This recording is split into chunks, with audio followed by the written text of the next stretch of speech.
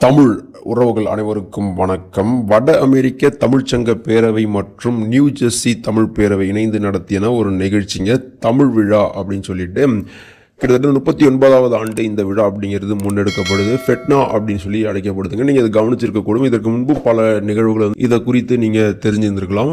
So இது அமெரிக்காவில் நடைபெறுகிறது. இது தொடர்ச்சியாக பல்வேறு ஆண்டுகள் பார்த்துக்கிட்டோம் அப்படின்னா நாம் தமிழர் கட்சி சார்பாகவும் பல ஆதரவுகள் அப்படிங்கிறது இது தொடர்ச்சியாக கொடுக்கப்பட்டு தான் இருந்தது அப்படிங்கிறத கவனிச்சிருப்பீங்க.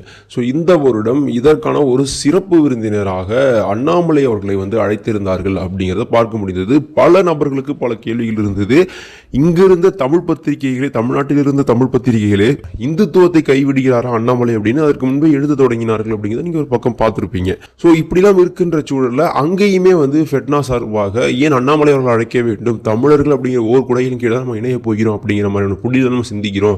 ஸோ இப்படி இருக்கிற இந்துத்துவ அரசியலை இதுவரைக்கும் முன்வைத்த அண்ணாமலை நாம் அழைக்க வேண்டுமா அப்படின்னு ஒரு கேள்வி எழுப்பியிருக்காங்க. ஆனால் ஃபெட்னா சென்று பேசிய அண்ணாமலை அவர்கள் முழுக்க அண்ணன் சீமான் அவர்களுடைய குரலாகவும் நாம் தமிழருடைய அதே கொள்கையை எடுத்து தான் பேசியிருக்கிறார் அப்படிங்கிறத பார்க்க முடிந்தது. ஸோ அண்ணாமலையுடைய எதிர்கால அரசியல் அப்படிங்கிறது முழுக்க தமிழ் தேசியம் சார்ந்து இருக்க போகிறது அப்படிங்கிறத நம்ம கவனிக்கிறோம். அண்ணன் சீமான் அவர்கள் இதற்கு முன்பே மேடையில் சொல்லியிருப்பாரு, நீங்க கவனிச்சிருக்கணும்னு சொல்லி நினைக்கிறேன்.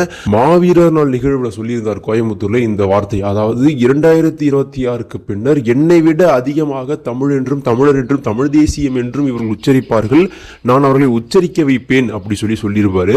ஸோ அப்படிதாங்க இந்த நிகழ்வுமே அமைந்தது. கிட்டத்தட்ட ஒரு 25 நிமிடம் அதில் அண்ணாமலை அவர்கள் பேசுகிறார். முழுக்க தமிழ் சார்ந்தும் தமிழர் சார்ந்தும் தமிழ் தேசியம் சார்ந்தும் வெளிநாடுகளில் வாழ்கின்ற தமிழர்கள் தமிழ் மொழியை அடுத்த தலைமுறைக்கு கடத்த வேண்டும் அப்படிங்கிறது குறித்தும், கம்பராமாயணம் குறித்தும், புறநானூறு குறித்தும் இதெல்லாம் குறித்து தான் பேசுகிறார். அதே போல மதம் கடந்து நாம் தமிழர்களாக ஒன்றிணைய வேண்டும் அப்படிங்கிறது குறித்தும் இன்னுமே பல்வேறு கூற்றுகள் குறித்து தமிழர் சார்ந்து பேசிட்டு இருந்தார் அப்படிங்கிறது கவனிக்க முடிந்தது.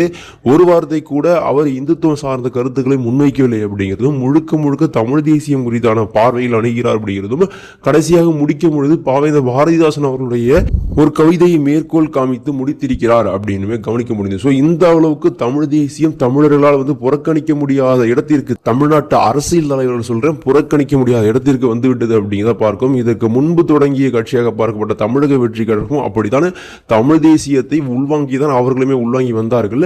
அவர்கள் திராவிடம் என சொல்லி ஒரு கருணாக பார்த்ததுக்கு பிறகு நான் சீமான் அவர்களை முழுவதுமாக நிராகரித்து விட்டார் அப்படிங்கிறத கவனிக்கிறோம். ஸோ இப்படிலாம் இருக்கையில் அண்ணாமலையோட அரசியல் அப்படிங்கிறது முழுக்க தமிழ் தேசியம் சார்ந்து கொண்டு இருக்கிறது அப்படிங்கிறத கவனிக்கிறோம். ஸோ என்ன மாதிரியான நிலைப்பாடான சீமான் அவர்கள் எடுக்க போகிறார், அவருடைய அண்ணாமலை கருத்துக்கள் அப்படிங்கிறது இனி வரும் காலங்களில் இந்துத்துவத்தை மட்டுமே மேற்கோள் காமித்து கொண்டு சென்றது அப்படின்னா உறுதியாக சீமான் அவர்கள் எதிர்த்து களமாடுவார்.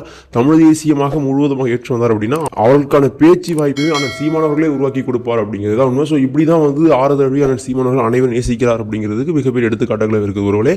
ஸோ இதையெல்லாம் குறித்து உங்களுடைய கருத்துக்கள் வரவேற்கப்படுகிறது. மீண்டும் ஒரு நல்ல காணொளி சந்திப்போம். சரியான கருத்தால் உலகை படைப்போம். நன்றி, வணக்கம்.